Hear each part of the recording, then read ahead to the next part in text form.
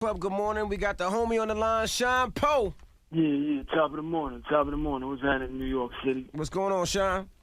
Ain't nothing, man. I'm here, out here in Paris. I made it off the island for all the scumbags out there, you understand, in California talking reckless. I made it off the island, so I'm in Paris at the plaza waiting for countdown. Well, Shyne, this is Charlemagne the God, the man you called a slut on Twitter. Oh, yeah, the one that got stuck up by finger point? Yeah, I heard about that. That wasn't true, but you know. That wasn't the truth. But listen, man, this is what I want to understand, right? My whole thing is consistency, right? Okay. Like, Shyne has never been inconsistent. You dig? Like I was on the island. I was in the mountains. Like, you know what I'm saying? You never heard nothing reckless about me. You understand what I'm talking about? Like there's no there's no holes poked in what I do and what I represent. You know what I'm saying? When I came out, the records was trash. I admit that. You did, because I lost my voice. But we can't start comparing records to real life and what I actually did. You understand? My credibility. No, Shyne, your street credibility has never been in question. But from a musical standpoint, that's all I ever critique you on. The music you put out is garbage. It was no. It was trash. You got to listen to that Gangland album. That Gangland album is what it is. Where's that at? That's on Dat Piff. I got a couple 100,000 downloads on GP. That's just self-financing. But listen to that Gangland album, and then we're gonna have a follow-up conversation. Yeah, I haven't heard that yet. Now, also, I got the joint with Pusha T, the Meyer Lansky joint. That's hard white. Now, you commented on Kendrick Lamar, and you said you didn't like Kendrick Lamar's album. Yeah, but listen, this is another thing when I'm talking about the consistency. Come on, Envy. I was in the pen for 10 years. I don't need an award. I don't need a trophy. But while I was in the pen, I never used to be doing no interviews. Everybody used to be getting at me. MTV, Double XL, all that. I fell back. I ain't had nothing to say. I did my time, and that was it. So when it comes to me making an opinion heard just to get attention or just because I want to be relevant, come on, that's not Poe. I got 5 Double XL covers. These dudes is new. They knew Jags. They knew on the scene. I don't got nothing to prove. Like, I'm good. My name is in the books. People can say what they want, regardless of the mediocre product that was put out due to me losing my voice from that 10-year bid. Everybody done went on record and said the first 2 albums is classic. They could front now. You know what I'm saying? Rick Ross done went on record, said it was classics. The Game, who's my protege, that's mini-me. Like, you listen to his first records when he came out, you couldn't tell the difference between me and him. You understand what I'm talking about? See, Shyne, when I hear you say that, it reminds me of when you came out and people say, "Oh, he sounds like Big." I don't hear Game. I don't hear you when I hear Game. I would never, go in on Big. Like, you couldn't do that. That's the god of rap. But listen, this is what I'm trying to say. I'm just talking about the inconsistency, right? So first, every record that Game rap is, oh, I'm doing my time with Shyne, oh, free Shyne, oh, I'm a smuggle Shyne out of Belize. I was just on his California Republic album. So how you go from being my biggest cheerleader, right, endorsing me, you understand, free Shyne, Shyne, to now, you have this issue and that issue. Well, he said the issue came from you getting that Kendrick Lamar. Yeah, he felt that Kendrick Lamar is not that type of individual that is a beefing type, so he was standing up for Kendrick Lamar. Kendrick Lamar become Angela Lee. That's like me talking about a chick and then somebody step me like, yo, nah, you can't talk to my sister like that. Like, what he jumping But Kendrick is a kid, Shyne. Kendrick is a kid. Kendrick ain't no gangster rapper. He's not. If a gangster rapper comes at Kendrick, I can understand another gangster rapper stepping up. But do you feel like Shyne came at Kendrick, or do you feel like he just said he didn't? No, but listen, Game ain't no gangster rapper. He's a dude with a butterfly on his face and a tongue ring. That's what they said he had. Well, he used to be a stripper. Like, these dudes is fronting, man. Like, all that 40 Glock, that's a joke. Like, I don't know what part of the hood he from, but in Compton and South Central, dudes ain't letting you walk away.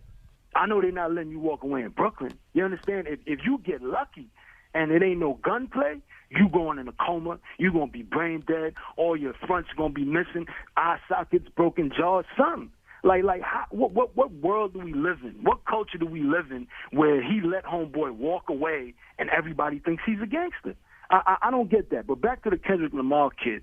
I did not attack that young man on no gangster move. I didn't make a mob play on him. I didn't say, yo. I said, yo, listen, you're talented, you got super potential, but I thought that the album was trash. Now, that was in response to the overwhelming hype that I felt. Like, you know what I'm saying? I don't pay too much attention to rap culture, but like everywhere I seen some dude get up on there and say, yo, he's the Bob Dylan of rap, and this is the most amazing record they ever heard. So me, I was expecting that.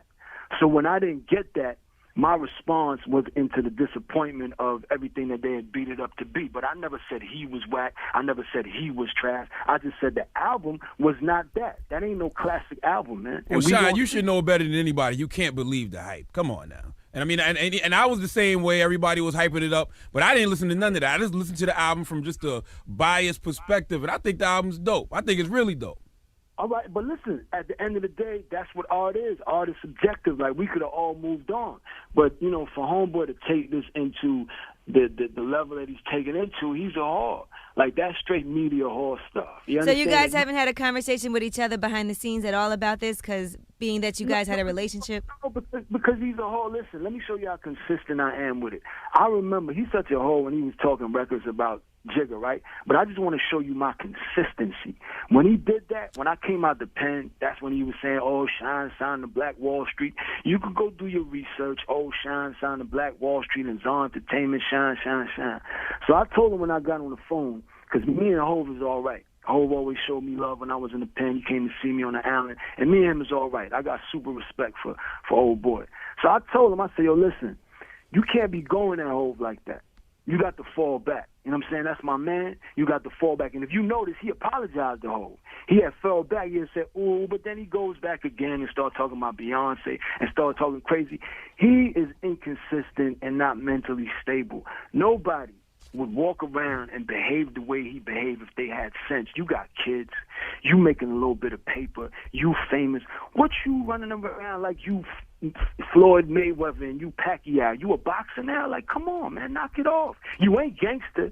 You understand? And you ain't a boxer. Stop, because I spent 10 years in prison because of that type of gun-ho, you know, wonton, like just ready to, in broad daylight, pop off. That's not cool, man. Ain't nothing fly about that. So why do you glorify it, Shyne? You glorify the fact that you popped your pistol in the club. No, I don't glorify that. I came out and I went to Israel. But then when I do that, then y'all say I'm crazy. They making fun of my side locks, even though King David got side locks, and a lot of the Pyrus and Lokes, they got their little braids hanging from the side. But then, you know, and then when Rick Ross say he's doing the Black Bar Mitzvah, then it's cool. Like, come on, man. How did you feel about that Rick Ross mixtape? Because I think a lot of people are upset about that. Well, I wasn't upset about it. Well, the GDs is on him. You understand? Because he ain't a gangster. He ain't a gangster disciple. And they on him. They on him for that. I was on him for the fact that when I did it, just like you got this little whore talking right now, oh, you got side locks. Like, what dude be paying attention to do a hairstyle? I just want to point that out. But anyway, when Shyne is Jewish, oh, Shyne's a fake Jew, Shyne's this. But now when Rick Ross come with it, after I dropped Meyer Lansky, which is the biggest Jewish mafia ever, right? So now first Homeboy was Teflon Don, John Gotti. Now Shyne and Pusha T put out Meyer Lansky.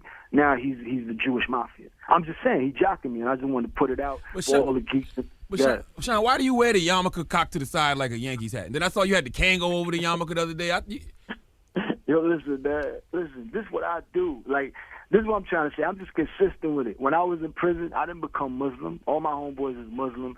I got respect for everybody's religion and everybody's faith. But I'm consistent. These dudes can never beat me because I have integrity and honor. And everything Shyne does is truth. I was in the yard, in population. You understand? Lifting weights, doing the bar, you know, watching TV, walking around the yard with my yarmulke, like what? Smoking a cohiba with the mafia bosses. I'm consistent, man. You understand? I'm going to be me. Nope. Being a Jew is not a white thing. It's not a Caucasian thing. You have Jews from Iran, from Syria, from Lebanon, from all over the world. It's a God thing. That's now, my faith. What about your relationship with Diddy? Yeah, because you said you consistent. You talk about consistency, but you was consistently dissing Diddy. Then y'all got cool again. Then you started dissing him again. That's inconsistent, Shyne. Well, no, listen. He reached out to me and he apologized to me. He's been apologizing to me. And he reached out to me and apologized to me. And contrary to whatever, you know, misinterpretation y'all having, I'm not about glorifying, black on black crime and black on Spanish crime. I'm not into all that. The bottom line is if I have to defend myself, I'm going to do what needs to be done. You understand? It's you or me, then you going to go. But at the end of the day, I want to take the opportunity to show, African Americans and Latin Americans that it ain't have to be all that. You dig? That we can move on and we could do something positive and productive. So my idea was that me and him was going to go around and talk to kids and try to do, philanthropic work and, inspire kids like in the South Side of Chicago, blah, blah, blah, blah, blah. But that's not what he had in mind. You understand? For him, it was just a photo op. For him, it was just, I don't know what he got going on in but he's not into things like that. He ain't into helping the communities and lifting these kids up. For him, it was just, I guess maybe a sigh of relief that he got the guilty conscience away. But moving forward, he wasn't really into that. And for me, it wasn't enough for us to just say sorry and that's it. Like, you know what I'm saying? You owe me. That's 10 years. And again, it's not you owe me because I fired a gun. You owe me because you called a witness to testify against me when I was defending myself and yourself and your broad and everybody that was there. You know what I'm saying? Let me ask a question, Shyne, Shyne. now that the case is over, everything's done, you served your time, what happened that night? I mean, first of all, Natanya Rubin, who was the only innocent bystander, she was a friend of mine. You know what I'm saying? She me and her used to go to the studio with my homeboy Imani Haley. And that's the only thing that I really regret. Although there's no proof that it was my ratchet that hit her because according to the government and according to all the witnesses, it was a few guns going off that night. You understand? I tried to shoot one guy, and that was the guy that was with Scar that was yapping. That's the kid Julius Jones that got clapped in the shoulder. So despite all the little rappers that's rhyming and talking about, shooting in the ceiling, that's after I clapped one dude and the security guard went to grab me, then the ratchet went off in the ceiling. You dig? Why didn't the security do their job, first of all? I mean, when we talking about the club security, so club security ain't really built like that. You understand? When I see somebody move for a ratchet, I'm clapping, and I know Scar. Even though he ended up telling on me and his man ended up telling on me, even the biggest mobsters, they roll over, but that don't mean they ain't a mobster. So Sammy the Boy had 20 bodies. So, he let that thing off, but he's still a rat at the end of the day. So I knew Scar and them from Brooklyn. I knew what they were about. So I know all this loud talking ain't going to go but so far before somebody starts squeezing off. So when I seen old boy reach for that ratchet, I reached for mine and I popped him in the shoulder, and then they grabbed me, and that's when the ratchet went off in the ceiling, when other ratchets was going off. But at the end of the day, he was doing the same thing this kid, Jason Taylor's doing right now. He was loud-mouthing. All of them was loud-mouthing. And listen, if I'm with Sean Combs, I'm with Sean Combs, and ain't going to be too much loud-mouthing, and ain't nobody going to threaten us, and ain't nobody going to put our lives at risk. And that's how that thing happened. Did he ever fire a gun that night? Nah, they didn't fire no gun. So I didn't even know somebody really got shot. I really thought you was just shooting in the ceiling and it was the bullets. Nah, listen. This is what I'm trying to say. I'm consistent with it. Go to MTV right now and Google Julius Jones and Matthew Scar Allen, and they both got on the stand and said Shyne pulled out his gun and aimed at me and squeezed off into me. You understand what I'm talking about? Pause. That's how that thing went down. And then the security from the club tried to grab my hand, and then the ratchet went off into the ceiling. But come on. Totally consistent. At the end of the day, it was a terrible situation. It's a tragedy for my mom, a tragedy for everybody involved. It's 18 years later. I'm still banned from America, still banned from London, still banned from Canada. It's not a pretty thing. I should be an example to young kids as to what happens when you engage in this lifestyle. It's not going to be a platinum record. It's not going to be millions of dollars. This is what's going to happen. You're not going to walk around in Fox Hill Mall and get knocked out in front of your son. No. You understand? Either you going to kill somebody or somebody going to kill you, or you going to spend a decade or your lifetime in prison. You know what I'm saying? That this rap thing is not the truth, man. Are you bitter or disgruntled about any of that, having to do time? Listen, at the end of the day, when people say that, my man, when I say I'm in Paris at the Plaza, ask for me, I'm really in Paris at the Plaza. Like, you know what I'm saying? I'm good. Like, I'm good. Like, that's one of the reasons why, I'm so focused on my relationship with God. You dig? It don't have anything to do with changing and being a square and being corny. Nah. Like, you got to have some type of divine intervention to endure what I've endured. But there's no bitterness. There's no nothing. There's just truth. I'm going to speak the truth like I know it. Drake should not be rapping about catching a body. I'm with you on that. Now, we can agree on that. Rick, and Officer Rick should not be talking about anything other than, nice girls that he like, or eating hamburgers, or you know what I'm saying, his SAT scores. He not supposed to be no mobster rapper. I'm sorry, man. You know what I mean? So I'm not trying to diss these dudes. I'm not trying to put them down. I'm just telling them, listen, let's move forward with the culture. There's enough gangsters. It's enough tough guys. Like, y'all dudes is nice. Ross is nice. That Rich Forever, that's a great album. I never said his records was trash. He's just not honest. He just don't have no Now, you said you're at the Plaza. Like, the Plaza is expensive. How was Shyne still making bread? I mean, what you trying to get me indicted, man? I escaped the RICO already. I'm good. I'm spending money from '98. I'm still spending some of that rap money. Yeah, but you are the son of royalty though now. Nah, listen, my pops. I got a lot of love for my pops. I respect my pops. And it's good to move on and let things go. But I never had no pops growing up. Let's not confuse that. You know what I'm saying? I'm consistent through and through. You dig? You would go anywhere in Brooklyn. I grew up on New Crack Avenue, on Flatbush, with my moms, with my single moms and my grandmother, original West Indian style, all of us shacked in the crib. Used to drink water to go to sleep sometimes because we ain't had nothing to eat. That's how I grew up. And when I became successful, me and my pops reconciled, and I forgave him, and we moved forward. But it ain't like that. And Belize is a poor country. Belize ain't no, major industrial country like that. You know what I'm saying? And we had Saigon up here the other day. He said you guys are going on tour together. Yeah, that's my comrade. He was locked up with me in DFY because, again, I've been doing this since I was like 10 years old. And in Brooklyn, we don't fight. Ain't no fair ones.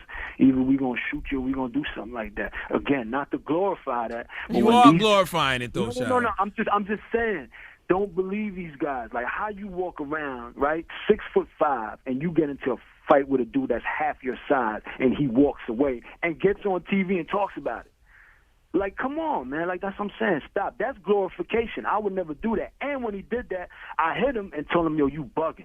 You bugging, you wilding, you need to fall back and turn down. You understand what I'm talking about? That's glorification. Me talking about what I used to do as a child is not glorification. It's just the documentation of the life that I've lived. You know what I'm saying? And Saigon, he was up north with me when we was kids. We was like 13 years old. We was in DFY together. And, I was coming to the same spot, and he was leaving that spot. And it's just all fact, all consistent. Now, you say you're not bitter about not doing the prison time, but are you bitter about not being able to come into America? Because, it's cool to be in Paris and all that, but I know you would love to be in that Barclays Center sitting courtside. It's not even a matter of bitterness.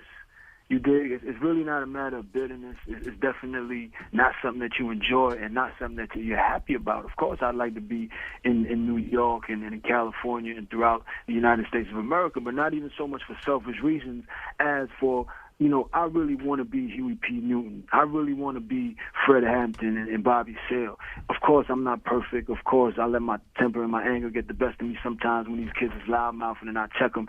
Yeah, nobody's perfect, but at the end of the day, my big brother's Bone. This is the kid that used to run the Bloods in California. He's retired now. He has a documentary called Bastards at Party. Everybody should watch that. Because that's what I'm about. I'm not about Africans killing Africans and Spanish people killing Spanish people. Obviously, you do what you got to do, but if you don't have to, I'd like to see dudes become Obama. I'd like to see dudes go to Yale, go to Howard. That's what I'm about. That's what I hope for, and that's what I was saying about Obama. He knows my mentor, which is Professor Charles Ogletree, the Harvard Dean. So if you're serious about inner-city violence, inner-city poverty, inner-city lack of education, how you don't take a guy like Shyne that's lived it, that's really consistent with it, authentic, through and through, and say, listen, you come here, you go talk to these kids, and you go tell them what it's hitting for. You probably don't know who you are, Shyne. All he knows is you shot somebody in the club.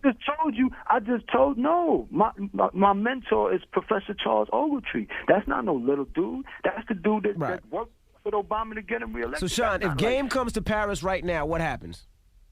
Listen, what do you want me to get indicted? But not all I'm saying is, like, it's a lot of contradictions, because on one end you're saying you don't want the violence, you want to educate these kids, but then on the other end, it's like you want people to pay homage to you for being a gangster. Like, I don't get it. No. It's not pay homage to me for being a gangster. It's just pay homage and just have respect. You can't be inconsistent like that. Shyne can't be what you idolize and be a role model and what you looked up to. And you know I'm about that. You know I'm authentic. And now you want to start lying and start talking crazy. And listen, I'm not the one. It's one thing if you'd have said, yo, Shyne, you bugging. You know what? You trash. You know, your album is trash. Well, Shyne, we got to get back on air, brother. We appreciate you calling. You got the number so you can check in any given time. Only thing I want you to do, Shyne, all that street stuff ain't gonna sell records, man. I don't care. You know, you got a street reputation, but that's not gonna sell records and make your music any better. Nobody trying to sell records. You got to make hit records and sell records. Whatever I do is all true. With or without a record, I'm gonna be me and I'm gonna be good. It's not about the record. It's just about honesty. And all these dudes is lying, and I'm just calling it like it is. All right. Well, we appreciate you checking in, Poe. All right, kid. The Breakfast Club. Power 105.1.